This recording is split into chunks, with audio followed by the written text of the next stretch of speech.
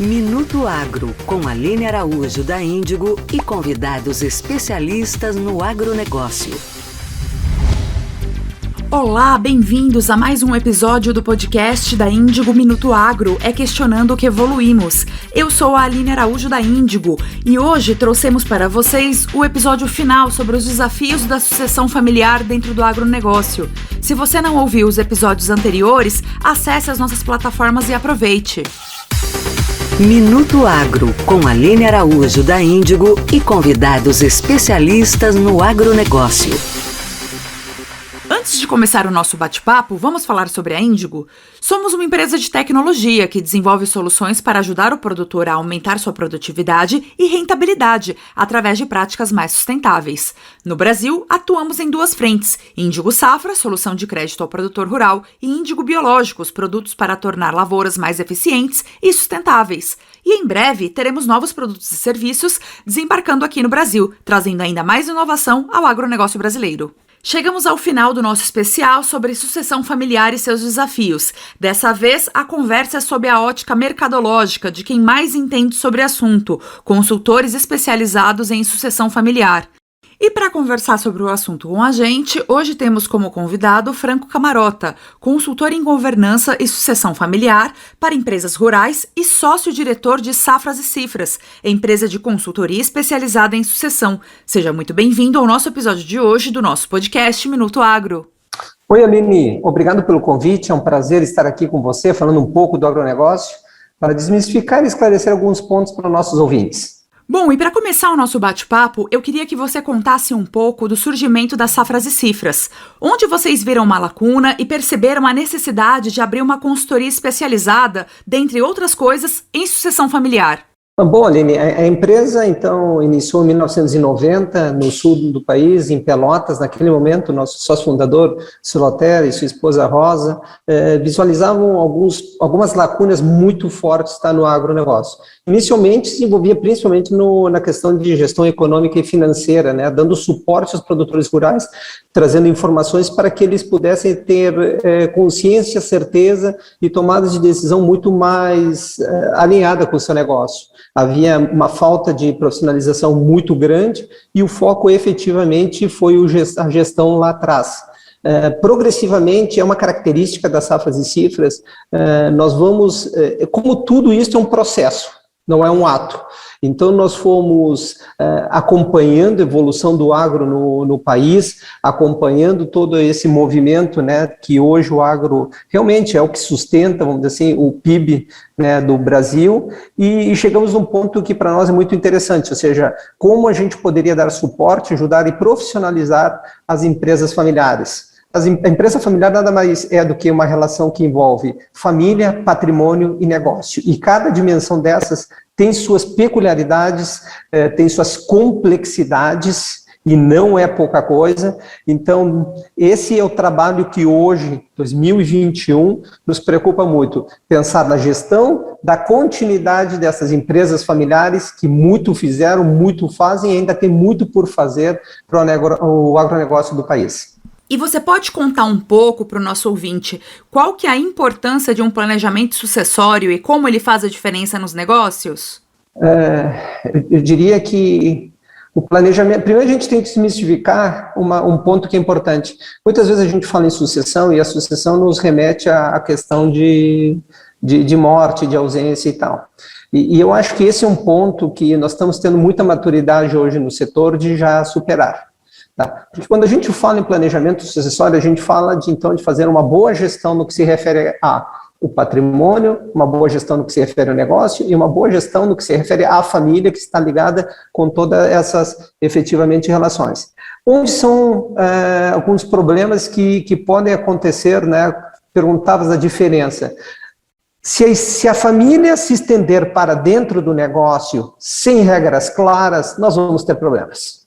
Nós vamos ter problemas e, na ausência, de repente, de um patriarca, nós vamos ter uma situação de conflito eminente e de uma forma estruturada. Então, quando a gente começa de forma preventiva, a prevenção sempre vai ter um custo financeiro e emocional muito melhor do que um processo de reação. Então, se a gente trabalha de uma forma preventiva, vai nos doer menos. Então, trabalhar com os pais em vida, a organização do patrimônio, a clareza para o negócio e mantendo uma relação de harmonia dentro da estrutura familiar, nossa, isso é um total diferencial, né, se a gente for pensar na gestão da continuidade, Aline. E quais os benefícios de contratar uma consultoria para suportar esse processo? Bem, a consultoria, né, e vejo muito isso por Safras e Cifras, que estamos hoje, né, alcançando, somos em torno de 200 profissionais, tem a possibilidade de ter um olhar diferenciado sobre o que está acontecendo. Vejamos bem, nós temos advogados, nós temos contadores, nós temos psicólogos, nós temos administradores, agrônomos, veterinários, nós temos uma completude, nós temos um grupo de profissionais que estão olhando aquela situação. Então, de alguma forma, nós conseguimos enxergar de fora e ver de forma racional o que está acontecendo, tá? E conseguimos pontuar para o cliente, né, algumas situações que muitas vezes ele já sabe e que não tem ideia de como solucionar o problema. Tá? Nós temos clientes diferenciados hoje no Brasil, quando digo clientes, porque o produtor rural sabe como ninguém produzir, o produtor rural é excelente, né, no que se refere à produção, só que ele não se preparou para organizar a estrutura, né, da sua família relacionada ao negócio e seu patrimônio. Não havia essa preparação. Né? Então, nós, como consultoria, estamos colaborando e construindo essa possibilidade de, em vida, deixar as coisas organizadas para que todo aquele sacrifício, né, como muitos produtores nos dizem, mas eu dormi em lona preta, eu trabalhava 72 horas, dormia 6 horas, tudo isso, todo esse sacrifício tenha sentido, porque eu acho que esse é o grande ponto, que tenha sentido, que haja um propósito para essa continuidade. E ainda falando sobre isso, como é a cultura do produtor rural brasileiro no geral? Eles têm se importado mais com esse tipo de questão e se planejado, ou só procuram a consultoria quando acontece algum problema? Aline, eu vou tentar te resumir assim em 3 palavras, porque como alguns produtores, né, sentem e se mexem, tá, perante a situação. Nós podemos ter a consciência de que algo tem que ser feito, então eu me antecipo. Eu posso fazer isso por uma relação de disciplina, eu sei que isso, né, de alguma forma tem que ir acontecendo, ou pode ser na base da dor do trauma. Tá? Há 10 anos atrás, em geral, o que nós víamos era funcionar na base da dor. Ou seja, aconteciam, nos chamavam, né, e muitas vezes a gente tinha condições de proporcionar uma solução estruturada, e muitas vezes o que fazia uma redução de danos. O produtor rural progressivamente compreende agora a necessidade de organizar tudo isso, até porque, em virtude dos últimos anos, a margem do negócio melhorou, aumentou, assim como também a necessidade de reinvestimento aumentou, porque muitas vezes as pessoas dizem, porque o agronegócio gera muito resultado, porque o agronegócio ganha muito dinheiro, positivo, sim, mas esquecem a necessidade e a importância de reinvestir no negócio para que aquilo continue gerando riquezas, tá?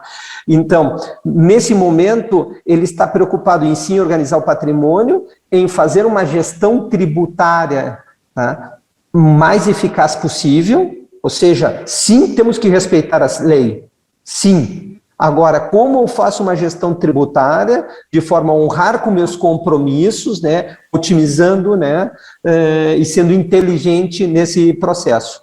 E, sem dúvida, um dos pontos que tem sido de muita dor é quando as relações de filhos, as relações entre irmãos vão acontecendo e quando não tem coisas claras, quando elas estão veladas, quando elas não estão muito bem estruturadas, a tendência é que a gente tenha conflitos muito grandes. Em algumas situações, se eles não forem resolvidos, se eles não forem alinhados, há uma chance muito grande de separação, de cisão. E quando há uma cisão, infelizmente se rompem laços familiares, temos aí um prejuízo da escala, a chance da gente perder e não ter continuidade é muito grande. Por isso que a gente sempre atenta, tá, que nós temos que manter a serenidade, temos que ter a consciência e fazer o processo principalmente quando as coisas estão bem. Quando a gente ainda consegue ter uma relação de respeito, sentar na frente de um irmão, conversar com um pai, conversar com um tio, são momentos importantes se a gente está pensando, né, efetivamente, então, nessa perenidade. Nós temos que alinhar os objetivos do indivíduo com os objetivos coletivos. Imagina se a gente não senta numa mesa, como a gente vai efetivamente fazer isso, Aline? Ficamos extremamente prejudicados, sim, né? E a comunicação é algo que tem sido um dos nossos grandes exercícios, tá? E que muitos produtores rurais não tinham esse costume, não têm o costume de sentar na mesa para falar sobre negócio. Tendem a falar sobre negócio quando estão numa reunião de família, num domingo no churrasco, depois de tomar uma cerveja, de tomar uma pinga. Então, não são os fóruns, não são os momentos adequados para a gente fazer isso. Melhorou muito, então, a procura nesse sentido, tá? Há muita preocupação, principalmente se a gente for pensar na profissionalização do negócio. Indo em linha com isso que você está trazendo, pela sua experiência dentro das safras, quais são os principais fatores, além dessa questão de relacionamento, que podem prejudicar o dia a dia nesse processo de sucessão familiar, impedindo ou dificultando a continuidade dos negócios para as próximas gerações? O relacionamento, sem dúvida, como tu bem citastes, né, onde vão ver as questões de comunicação, os objetivos comuns são fundamentais. Quando a gente chega numa empresa familiar, a gente já espera, tá, que nós temos pessoas diferentes, porque a gente tem que fazer a gestão da complementariedade. É natural que sejamos diferentes e que bom que nós somos diferentes. Uma mãe me dizia, né, cada vez que entrávamos na reunião, ela dizia, eu tenho 5 filhos, e aí ela levantava a mão dela e mostrava, todos os dedos são diferentes, ou seja, todos os filhos são diferentes.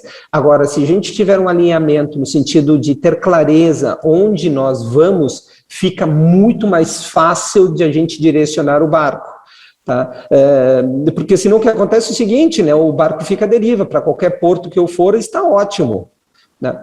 Algumas situações, na prática, tem ocorrido que quando a gente senta na mesa para discutir como está o negócio e a gente começa a perguntar efetivamente para onde nós vemos uma falta de clareza total. Primeiro, do seu papel dentro do negócio, do que tem que entregar para o negócio, e em si, de para onde o negócio vai no sentido de direcionamento.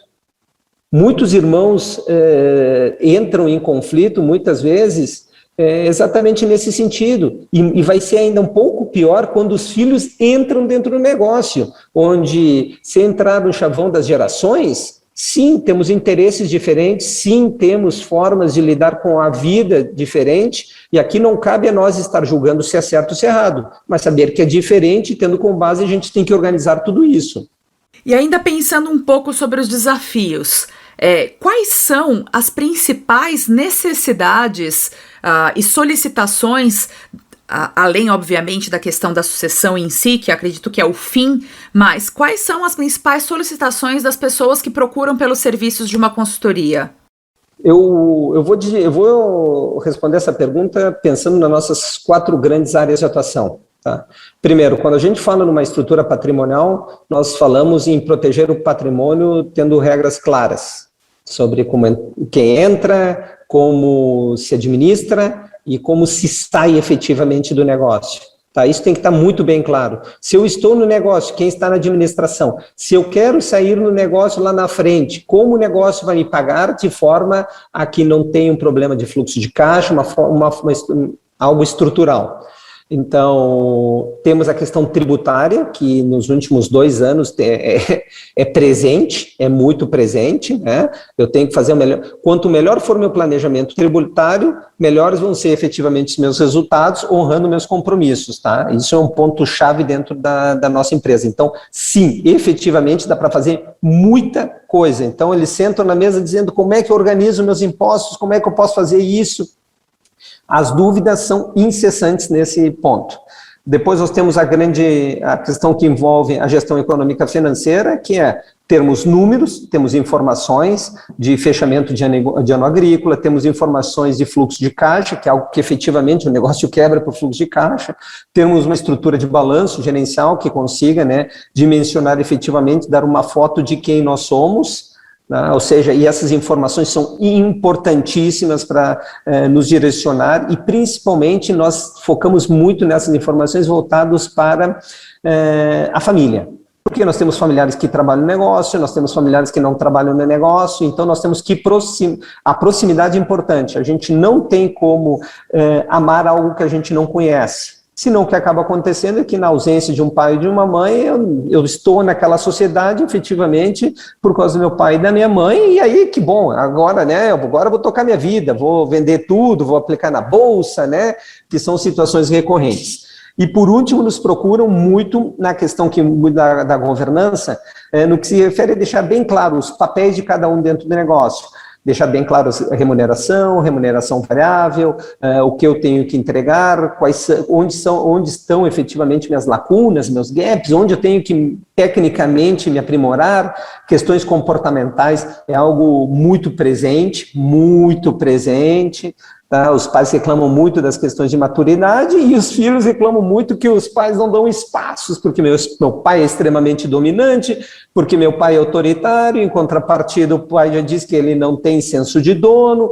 Então, a governança nos permite botar na mesa e alinharmos estes pontos, tá? Então, procurei responder tua pergunta, Aline, tendo como base nossas grandes 4 áreas de ação dentro da empresa. Muito bacana.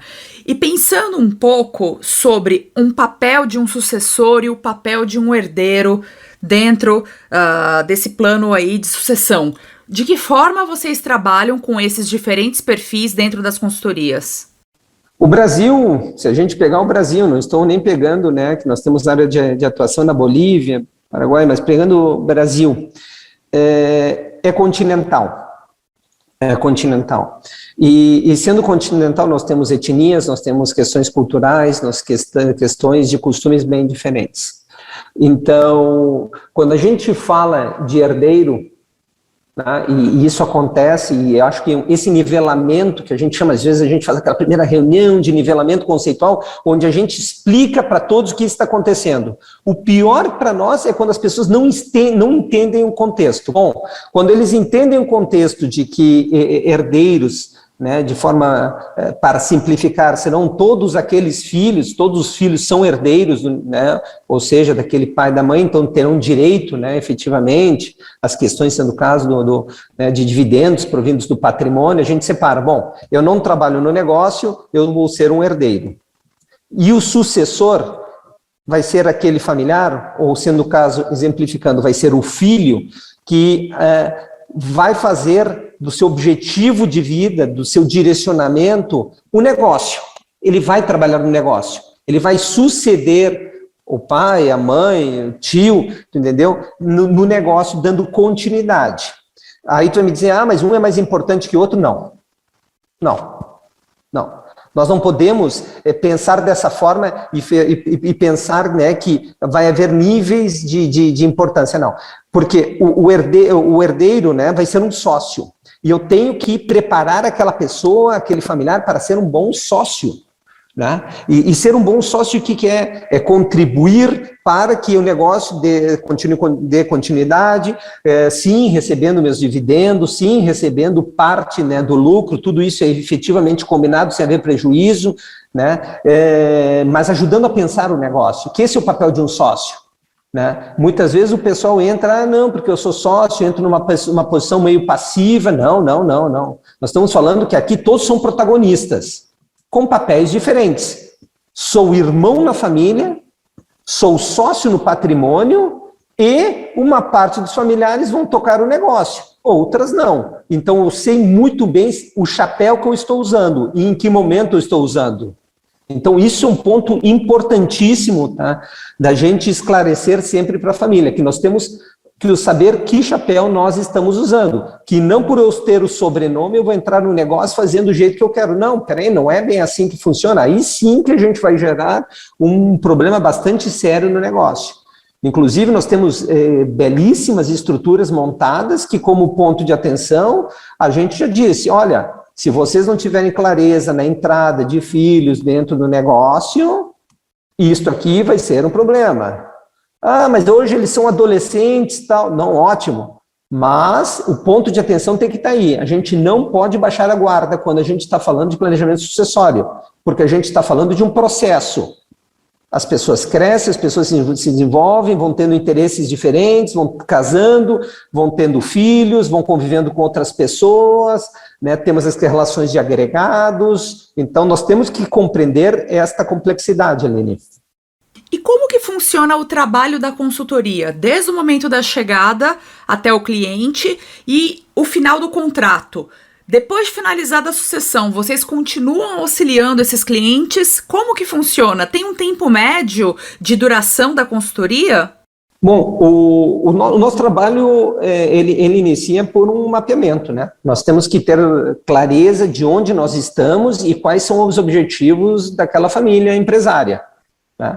Tendo como base os objetivos, tendo como base aquela estrutura mapeada, aí nós desenvolvemos dentro daquelas 4 áreas que eu te comentei antes, que nós temos a questão patrimonial, tributária, da gestão econômica, financeira e de governança, nós montamos uma estrutura de projeto com escopo técnico especificamente para aquele cliente. Muitas situações se repetem de clientes para clientes, às vezes a gente só muda o CEP, tá? Mas a solução é muito customizada. Então, nós montamos uma estrutura de um cronograma de atividades que vão contemplando aquele escopo, aquele objetivo. Pode durar de 8 meses, 10 meses, a 2 anos, 2 anos e meio, dependendo da complexidade da família e complexidade do negócio. A consultoria, ela não pode ser uma bengala. A consultoria, ela vai entrar, vai desenvolver aquele projeto e vai fazer uma entrega do combinado. Ah, mas e depois eu gostaria de manter uma continuidade? Sim, é possível, mas a gente tem que pensar isso como um livro. Eu tenho que virar uma página para ir para a próxima página. Então, sim, como a gente está lidando com o processo, muitas coisas vão acontecendo, a legislação muda, há interesses muitas vezes de alguém entrar, de alguém sair, há modificações no negócio, os negócios têm crescido de uma forma fabulosa, o que nos leva a ter, em muitas situações, dores do crescimento, ou seja, eu cresci, eu tenho que me organizar, vocês têm que nos ajudar de novo, como é que a gente estrutura o negócio daqui para frente? Nos últimos 5 anos, nós acompanhamos grupos que duplicaram de tamanho, triplicaram de tamanho, fico muito feliz de ouvir isso, temos um bom problema, mas temos uma situação a ser resolvida. Então, nesse momento, nos chamam de novo, sim, Aline, para que a gente consiga, né, proporcionar e gerar essa continuidade, tendo como base o quê? Um mapeamento. Não existe fórmula do bolo, tá? Ah, mas eu quero fazer o que o meu vizinho fez. Bom, peraí, serviu para o teu vizinho, possivelmente não sirva para ti. Ah, mas eu quero uma holding. Bom, mas a holding é uma ferramenta, pode ser fantástico, sensacional, mas qual é o teu interesse, né, para então nós utilizarmos uma holding? Onde tu queres chegar? Então, nós temos perguntas que são de cunho bem estratégico para quem nos direcione, né, a execução do nosso trabalho. Existe uma diferença entre os processos sucessórios de pequenos produtores rurais e grandes empresas do agronegócio? Eu vejo da seguinte forma, tá? Eu falo de complexidade, tá? Nós temos complexidade de família e nós temos complexidade de negócio. Então, a solução vai se adequar à complexidade. Nós temos situações de grandes produtores que têm uma situação de pai e mãe com um filho único, de uma forma estruturada. Nós temos situações de produtores menores que têm um outro formato, vários núcleos. Então, dizer que pequeno ou grande, o que a gente tem que focar é qual a necessidade no nosso cliente, o que ele precisa em matéria de execução e gerar soluções específicas para ele. Posso dar alguns exemplos. Nós temos situações de grão, de algodão, que são grandes áreas territoriais, e nós temos situações de frutas, que são pequenas áreas, de hortifruti, também pequenas áreas, mas com faturamentos fantásticos, com resultados maravilhosos. Então, é importante entender necessidade e gerar a solução para essa família empresária, tá? Existe uma tendência no mercado agro de estar mais preocupado com esse tipo de questão de sucessão familiar? Eu diria que o seguinte, se a palavra tendência, eu utilizaria ela, de repente, uns 5 anos atrás. Tá? Hoje, os grandes polos de agro têm uma preocupação gigante pelo que se refere ao planejamento sucessório de forma ampla, tá? De estruturar as relações de patrimônio, de encontrar a melhor forma tributária, de organizar o negócio pensando em continuidade. Então, já é algo muito, muito presente. Todos os stakeholders, né, todas as partes integrantes, os parceiros, que vão desde as multinacionais, revendas, bancos, há uma preocupação de todo mundo nesse sentido. Claro que, qual é o foco? O foco é que tenha continuidade, o foco é que o cliente continue ali, o foco é que o produtor rural continue produzindo da melhor forma possível. Então, eu vejo hoje isso como extremamente presente e consolidado. Aí, mas tem pessoas que ainda vão demorar para entrar nisso. Bom, aí eu me remeto àquela tua outra pergunta, de o que nos mexe para conduzir para fazer alguma coisa, ou seja, como cada um de nós, como indivíduo, né, nos direcionamos a uma mudança. Tem gente que entra numa zona de conforto e diz, eu não quero mudar nada e só vou mudar quando eu morrer. E tem gente que, quando apertar, né, o cinto, vai querer se mexer e vai querer acelerar alguns processos. Então, para mim, é algo que já está consolidado, tende a cada vez mais entrar no nível de profissionalização. A própria estrutura de pandemia, e eu casualmente, hoje de manhã, conversava isso com um cliente, né, que como acelerou tudo isso, como acelerou uma necessidade, né? De repente a gente tocou em pouco tempo coisas que demorariam, quem sabe, 5 anos, né? Então acho como algo muito presente e que só tende a aumentar em virtude da importância do agro dentro do país. E a velocidade com a qual esse trabalho está se consolidando, você entende que é algo para essa geração chegar numa velocidade de mercado ideal comparada com outras indústrias? Ou você imagina que essa consolidação ela só vai acontecer na próxima geração, né? As gerações que estão assumindo agora, que já nascem, né? Que elas já chegam ao negócio com essa consciência, e é essa geração que vai fazer toda a condução da gestão, pensando, inclusive, nesse processo? Olha, excelente pergunta, tá? Excelente pergunta, que eu te diria que os maiores, né, players, os maiores, né, do negócio continuam a se fazer, tá, essa pergunta. Ou seja, em que momento vão haver alguns pontos de virada, né? Ou se eu posso dizer em que momento vai haver alguns pontos de corte. Eu diria que alguns pontos já estão acontecendo.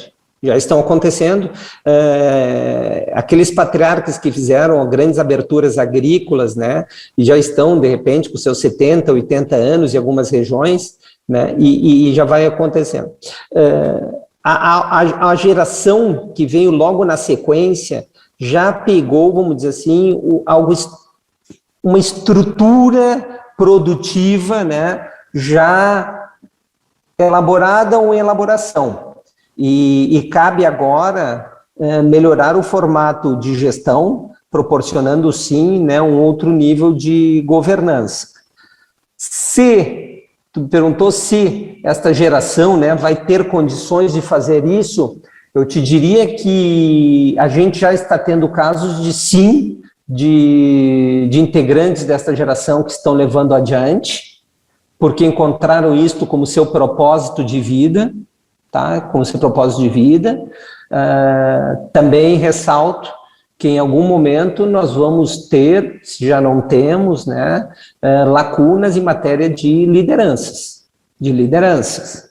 Tá? Nós temos que preparar nossos filhos para serem bons gestores, bons líderes, para que a gente possa transitar essa continuidade.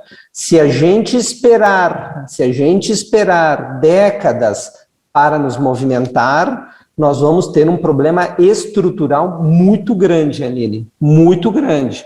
Já começo a ter carência de líderes desta geração, né, que consiga movimentar o negócio. Tem muitos filhos que não querem dar continuidade, tem muitos filhos que já começam a entrar em atrito com o irmão, relacionando questões que envolvem poder, vaidade, dinheiro. Realmente, tu chegou agora no ponto crítico, né, dentro desse processo de forma estrutural, tá, no que se refere à sucessão no Brasil. E, Franco, uma última pergunta antes da gente encerrar o bate-papo. Quando e como pode-se dizer que o processo de sucessão foi realizado com sucesso? Tá, e aí a gente tem que pensar efetivamente, né, o que eu chamo de sucesso, tá? Principalmente quando a gente fala numa relação de processo. Eu vejo que nós vamos, quando a gente vai encontrar isso, quando a gente tiver um patrimônio organizado, tá? Estruturado, que contempla a necessidade daquela família empresária, que o negócio esteja rodando de uma forma também organizada, com papéis, de uma forma clara, com bons órgãos de governança, que haja uma boa comunicação, transparência, apresentação de resultados, que esses resultados, né, que essas informações sejam contempladas e compartilhadas, né, para os demais familiares. Nós dividimos nossos projetos novamente por etapas, tá? Então, às vezes nós estruturamos um projeto, às vezes a gente acompanha a operacionalização desse projeto, depois tem algumas famílias que a gente já está há anos acompanhando, como a gestão da continuidade, com reuniões trimestrais, né? E o que nos gratifica muito, nos gratifica demais, é que nesses 31 anos nós temos mais de 4.000 famílias, né, que de alguma forma a gente já prestou algum tipo de atendimento, né, e que continuam bem e conseguiram, né, Aline, eu acho que uma das coisas fantásticas, né, pensar na continuidade do negócio, do patrimônio, mas a harmonia da família. E mesmo sendo psicólogo, eu não sou romântico, eu acredito em famílias funcionais, né? Em famílias que têm relacionamento, em famílias que têm afetividade, cada um do seu estilo. Eu respeito demais isso.